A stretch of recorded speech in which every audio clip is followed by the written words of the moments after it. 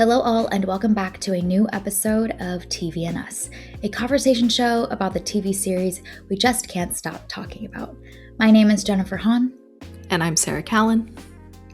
And each season we focus on a different show, reviewing it episode by episode, and we invite you to watch along with us.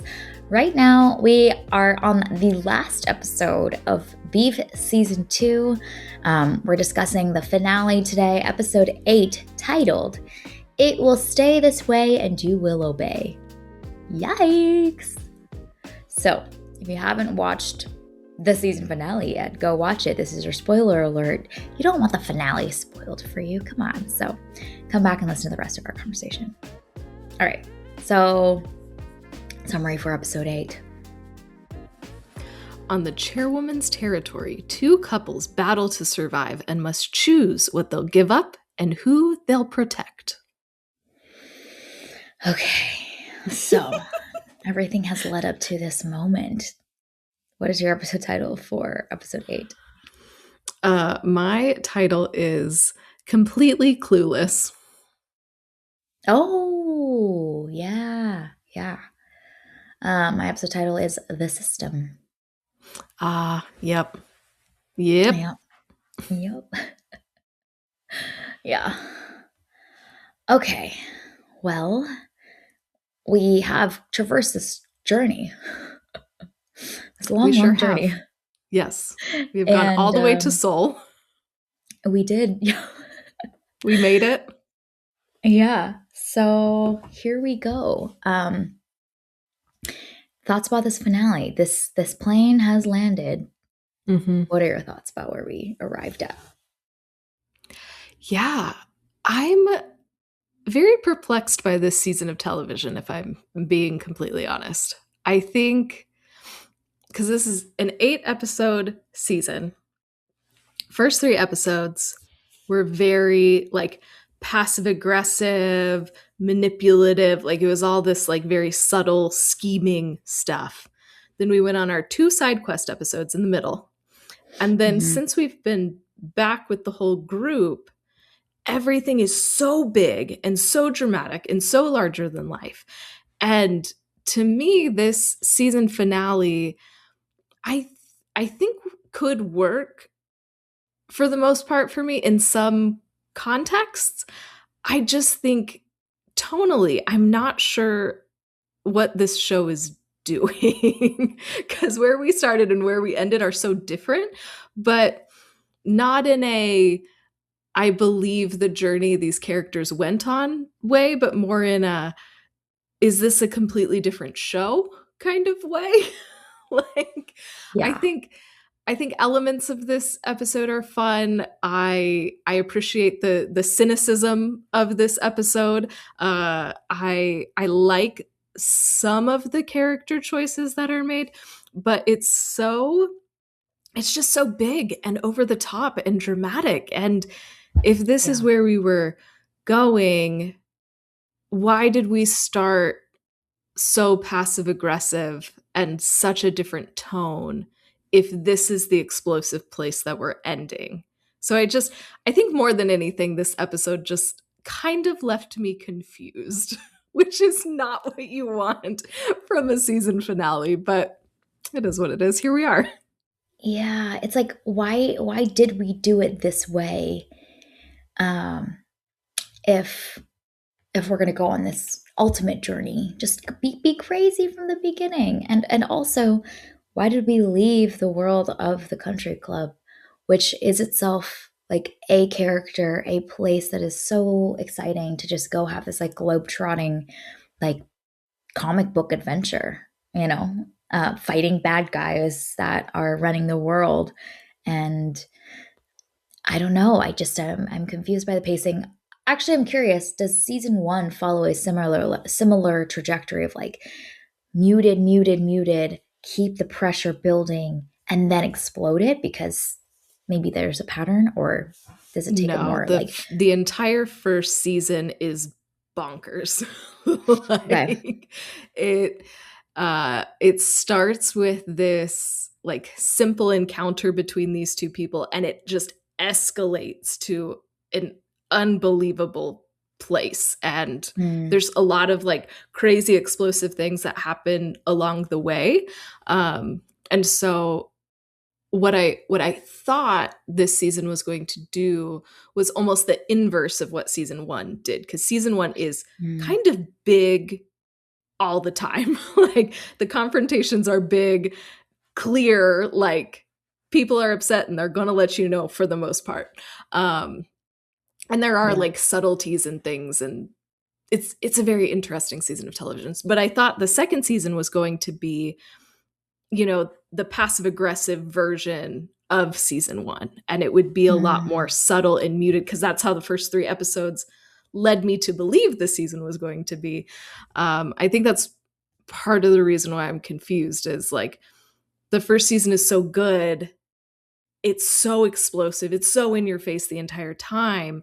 If that's where season 2 is ending, why didn't we just start there if this is always where we were going, with a formula that does work? So yeah. I don't know, and maybe they were trying something new, but then I wish that they would have just committed for the entire season rather than this weird tonal shift that happens kind of halfway through. Mm-hmm. Mm-hmm. Yeah. And I don't know, like tonal shifts are really the problem is not with the tonal shift because we love mixing tones and genres. And when it's done well, it's kind of like fusion cuisine. When it's done well, it's so well done. But um, gosh, if it doesn't work, it just feels like you didn't know who you were the whole way through. And I don't. It just doesn't work. And I think the problem actually is not just that the tones shifted, but the real problem is that the characters are not consistent with who they are.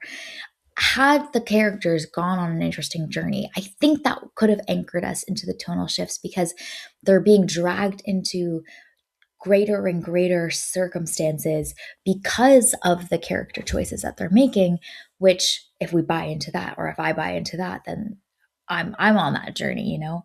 But if I don't think that the character would do that, then everything goes out the window. It's like that foundational layer of the trust with these people that we're following.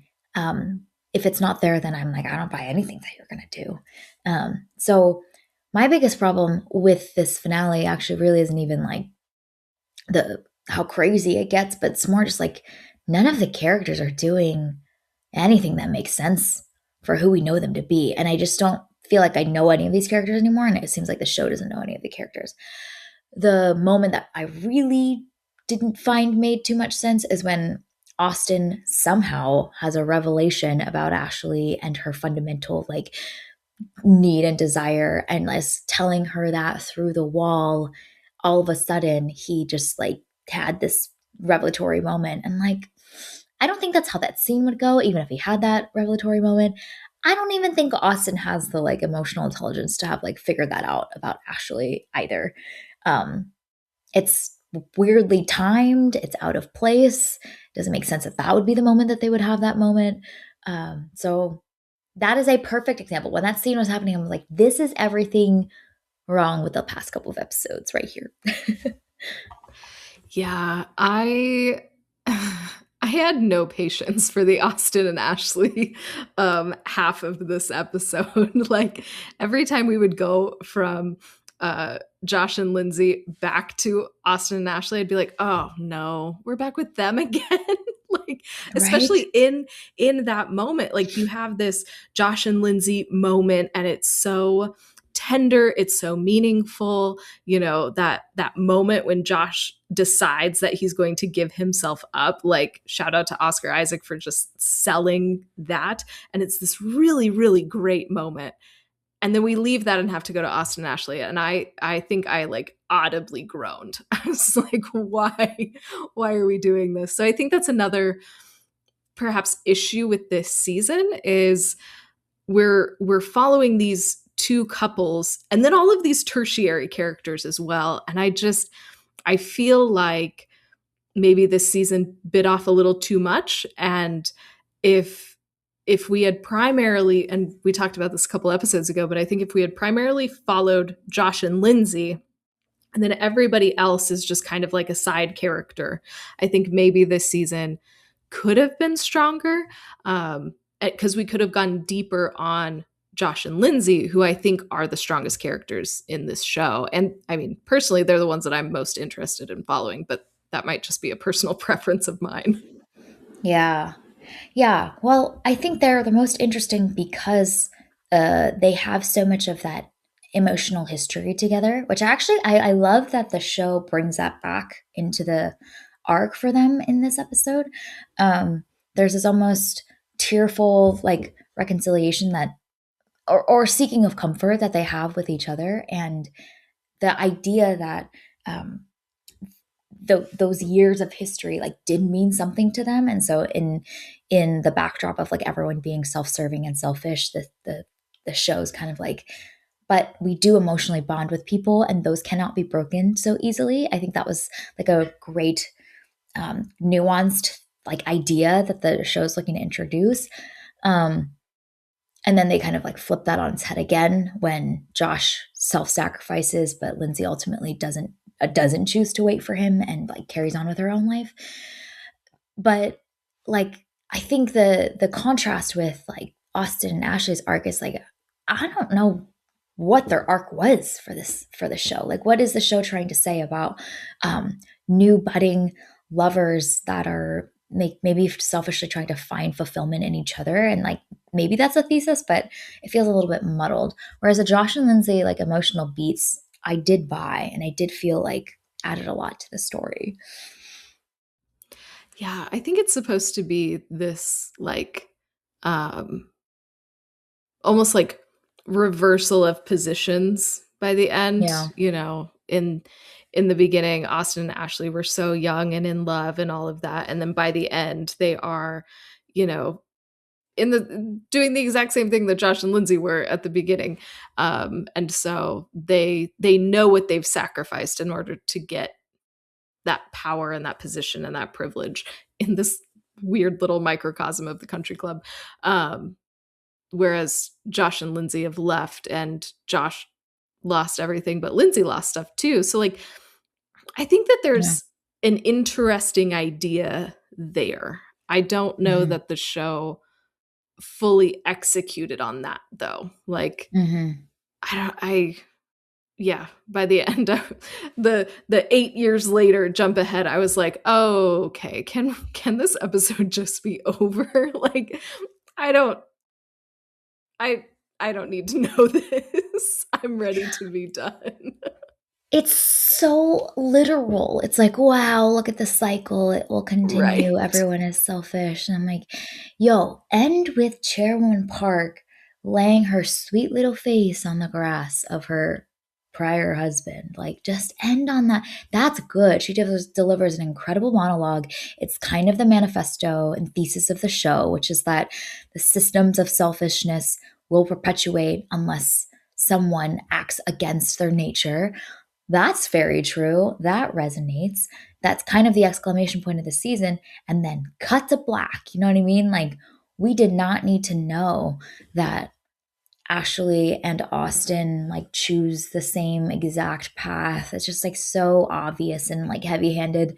They even like give Charles Melton the scruff in the same way and make him tanner. Like, I don't that maybe it's played to be funny because it's so over the top and ridiculous, but I was just like, okay.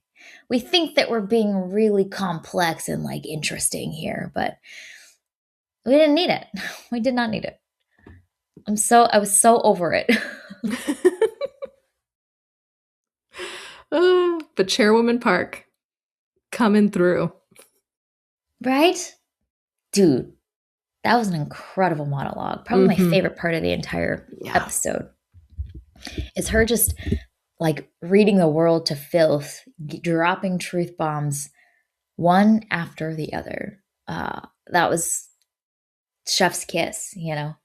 And what's great about that character is that she is consistent and she operates in the way that we know her to be, and she doubles down on it. She doesn't grow, but she's consistent. All of the other characters are like vacillating back and forth between like these different versions of themselves that are not stringing in an arc, and also like aren't interesting enough to showcase like the dual sides of them. It's kind of like, I don't know who this character is anymore. Ashley is like a shell of, I don't know who that character is at all. Cherylyn Park, though, she knows herself. Oh, she's so cool. It's like, that's probably not supposed to be like the takeaway from this season, but Chairwoman Park is incredible, and I was entertained by her. So she was my favorite character of this entire season, which Yeah. She's probably not supposed to be, but it is what it is. Yeah. So good. So good. Um, okay, any other like decisions that were made this episode that were notable that we wanted to mention? Can I ask a question? Yeah. What happened to Eunice?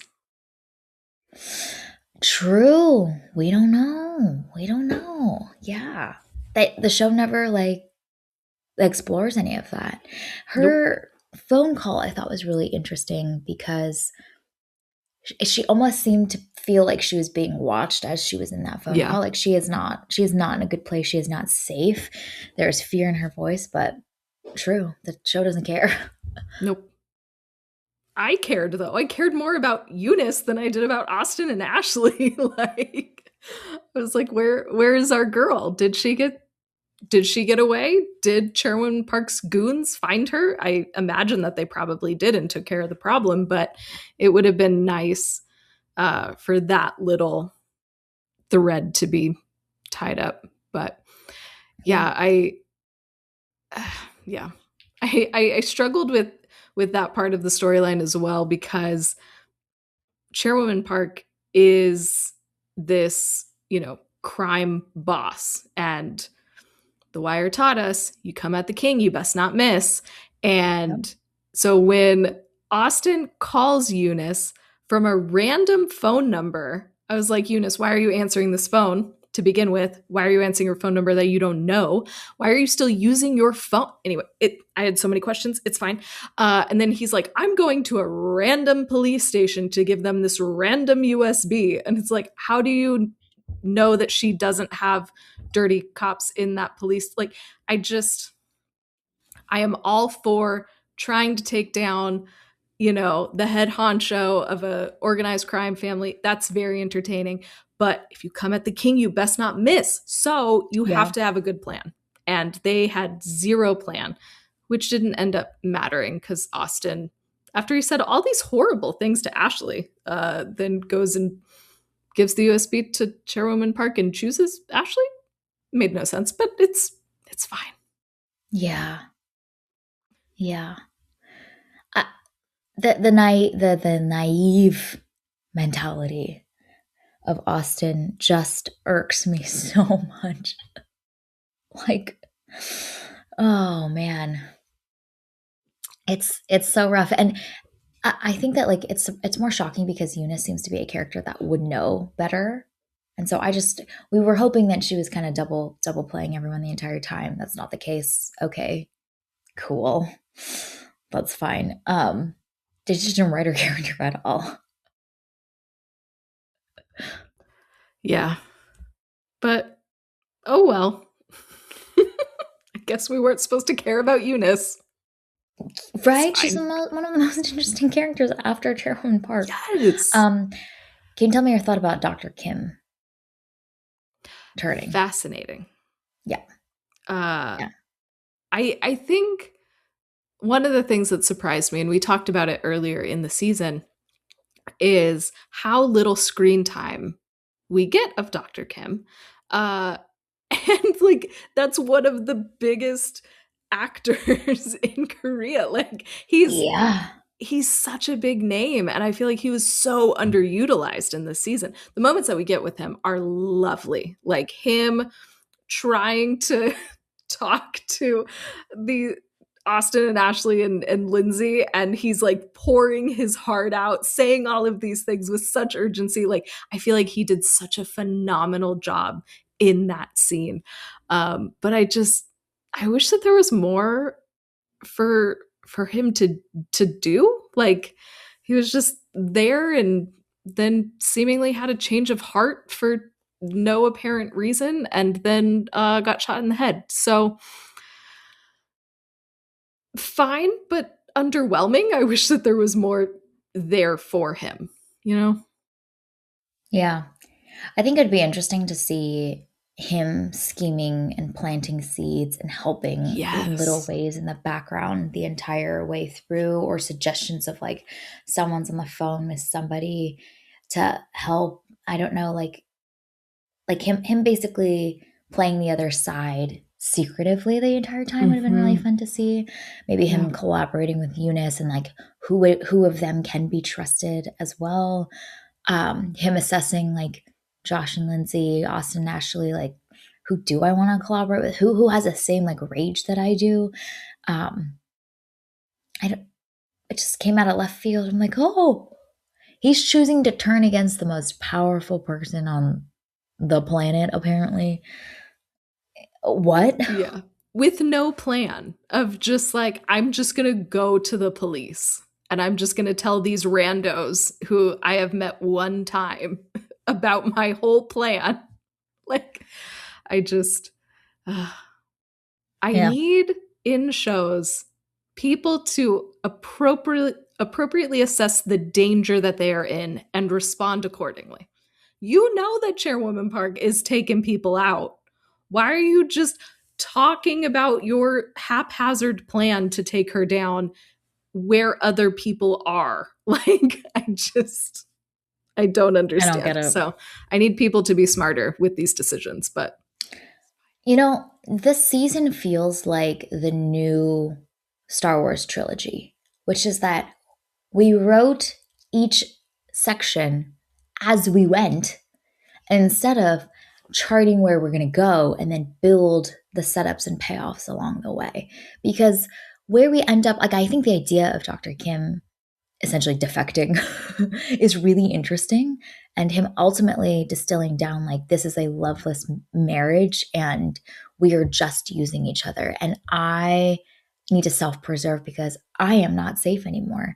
Like, I am no longer in the good graces of this powerful person, so I need to take matters into my own hands. I like kind of I love that idea, but we just needed a plan to get there because we wrote this. It's like we wrote episode 1, then we're like, what will be interesting in episode 2? Let's write that. What's going to be interesting in episode 3? It's like a party game exercise of just like passing the notebook down the chain and seeing what story comes out. And I think the base ideas are really interesting. And this is my same problem with Alien Earth, which is that like the base ideas are there. They're very interesting. They touch on very important dynamics in society to showcase in an interesting way.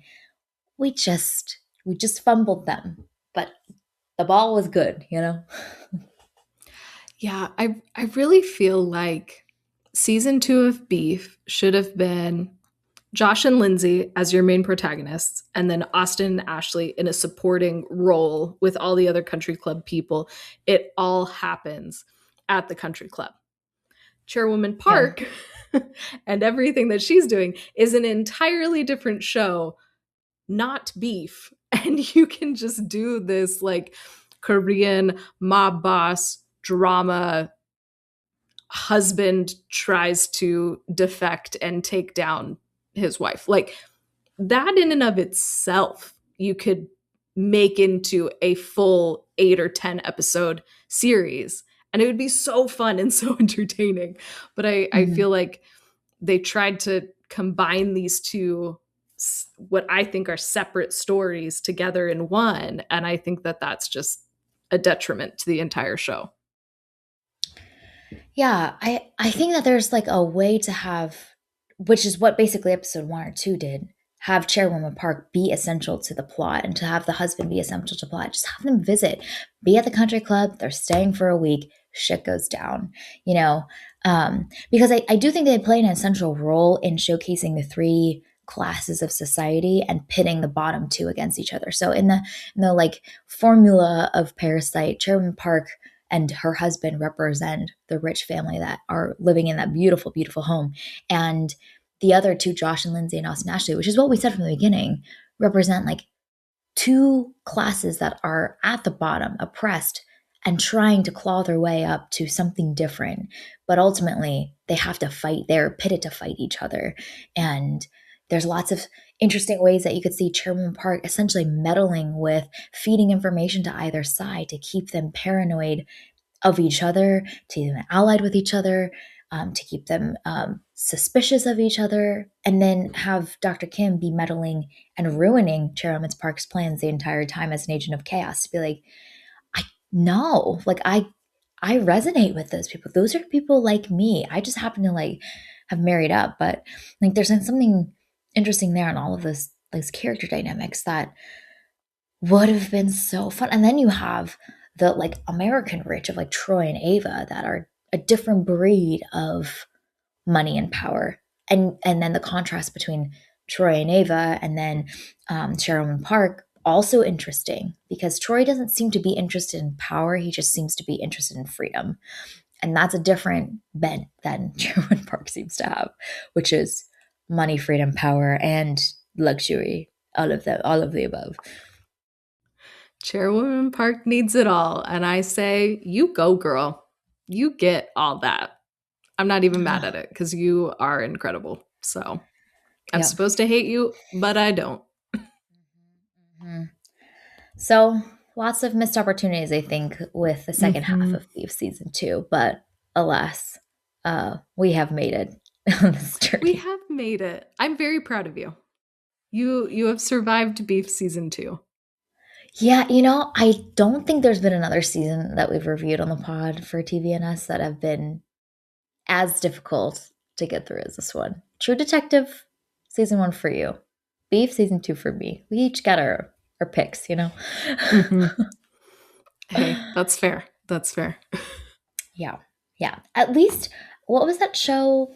Echo, I think it was called Echo. At least that one, straight bad, you know, from the beginning to the end. And that is interesting in a good time in a different way. This, I had hope. Sweet, sweet hope. Yes, it was so good. And then we went on our side quests, and that kind of, then when we came back after our side quests, then everything kind of fell apart. But yeah. And not in a good way though. Like that's because that could be interesting. These two couples go on their side quests, everything changes, and then when they come back together, it's a whole hot mess. But like it didn't work. Yeah. Yeah. No bueno. Gosh. Okay. Any other things we wanted to mention before we give out some TVNS awards?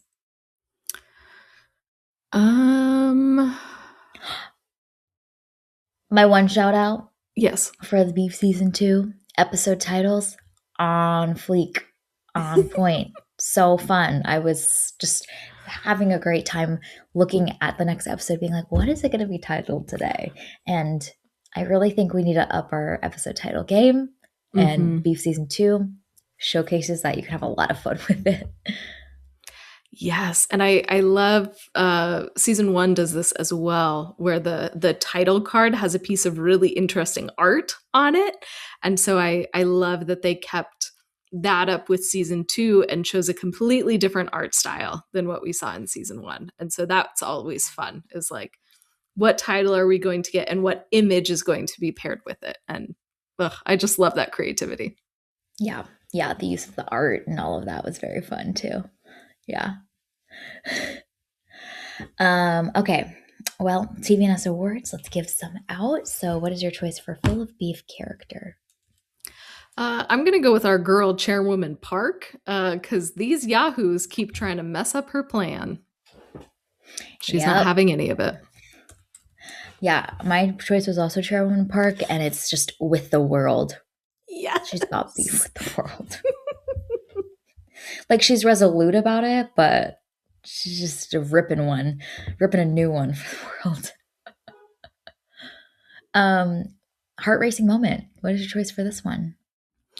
Yeah, I want to give this to when Dr. Kim is trying to explain his very poorly thought out plan, and man, nobody understands what he's saying. Yeah. Yeah. No one has any idea what is happening. No. Oh, so good. So good. My choice for heart racing moment is when we get basically John Wick in the hospital. You know, Mm-hmm. we were Yeah, predicting that and we thought it would we never were. happen, but It did in a weird what? way. It doesn't look good either. No. Like, I was laughing that entire yeah. time, Which which I think it's like played to be funny, but I was just like, I okay. think so. Uh, Uh it's fine. Same thing with the like Josh and Lindsay kiss sequence. It's like very, I think, played to be satire of like, I'm gonna wait for you. But I just Hey, what why? What are you trying to say? What's the point? yes. Like that's I, fun. yes. Love some satire. What is your point? Yes. Well, and also like make it clear that you're doing satire, like I wasn't sure in that moment. I was like, are we just Mhm. being dramatic and over the top? Or are you actually making fun of the fact that we do this in movies? I Yeah. need to know what your intention is with this scene because I was so annoyed. It's fine. Yeah, it was kind of weird.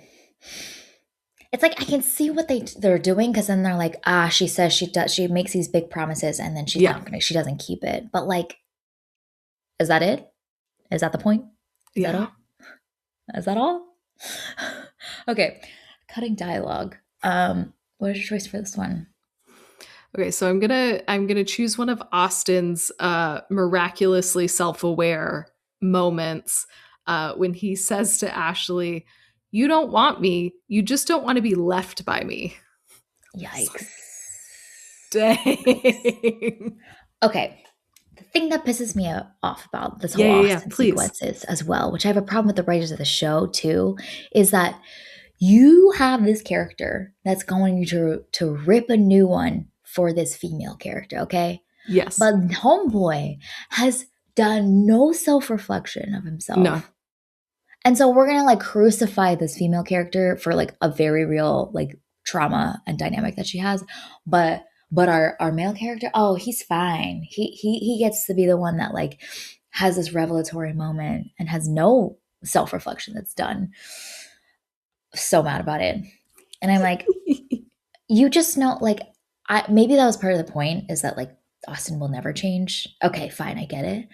But you just know that there's people watching the show that are like going to be like, wow, see, this is like, these are the dynamics that like play out and like the women and the men just get to be the ones to dole out the justice. No, I don't like that. I needed someone to rip Austin a new one, you know? Yes. If he can't do it himself, have some other character do it for him. Where is our girl Eunice or Chairwoman Park? Like, come on now. And I feel like Yeah. Chairwoman Park like has some insight into Austin and like tells him a little bit, but like, yeah, I wanted somebody to go off on him because he is the worst. He gets away scot-free in this, which Yeah. may be the point of the show, which is the cycle Yes. continues, but Yeah. still. It was very unsatisfying for me as a viewer to not see that scene happen. Yes. Yeah. My choice for cutting dialogue is after Chera Park gives her whole manifesto about the systems of selfishness. She goes, in relation to having killed her husband, she goes, and that is why I'm not crying right now. Oh, okay, I hold on. love Chairwoman Park so much. She knows who she She's is. She knows who she yes. is. Oh my gosh, What an it's so inspiration. good. Listen, if you are evil, at least you can know yourself. You know? Yes. And be Yeah. interesting with it too. And be so competent too. Like I have some questions about the security team that she handled because they were able to be beaten by these yahoos, but outside of that, she seems rather competent, and she's on it. So yeah. man, she's such a cool character. I know. I just want kind of like a Korean mob show of Sherman Park. Honestly, though, that is what I need now. Yeah. Okay. Any other closing thoughts on Beef Season 2? I'm just glad we finished this journey. My heart has been played with, and I'm now going to try and give it away again for our next season of television. How about you? So a question that I have is, earlier in the season, I don't remember which episode, but we went, I think it was episode 4. We went off on a side tangent about Succession and who in the world of Succession we thought Austin was, because we weren't sure before. So now, having finished the season, who do we think Austin is as a parallel to Succession? Ooh, he is kind of... You know who he is? Who is he? He's Shiv. Not in the strategery. Yeah. But in the like, let me choose, let me see if there's something more for me, but then ultimately I will choose and be imprisoned by this relationship for the rest of my life. Mm-hmm. Yeah. And so then Ashley is Tom. Because she wins. She gets what she wants. Wins. She gets power, and she gets the family life that she's always wanted. Yeah. Oh, man. Who is Kendall? Kendall. I mean, you know what? Kendall's probably Josh, and then Lindsay is Roman. Yeah. Because Roman gets to like try and attempt to live a new life again, even though he will never be happy. Yeah. With his little drink at the end. Your guy.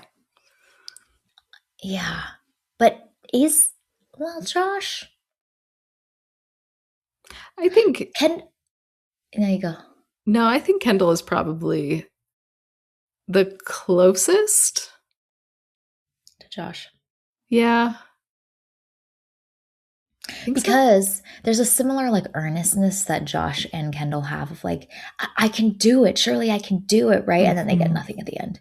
Yeah. Like all of that was for nothing. Yeah. So then who's Greg? Cousin Greg. Nowhere to be found. We don't have a cousin Greg in this show. Because I feel like Eunice is too smart to be cousin Greg. Yeah. We should not condemn any character to be compared to cousin Greg. No. Eunice definitely not. Yeah. All right. Wow. That was satisfying. Yes. And this is our PSA to go watch Succession. Yes. Because it's so good.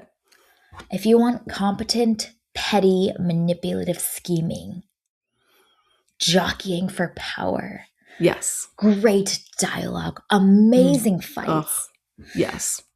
Oh, I might just go watch Succession episode 1 after this just to palate cleanse. Mm-hmm. As you should.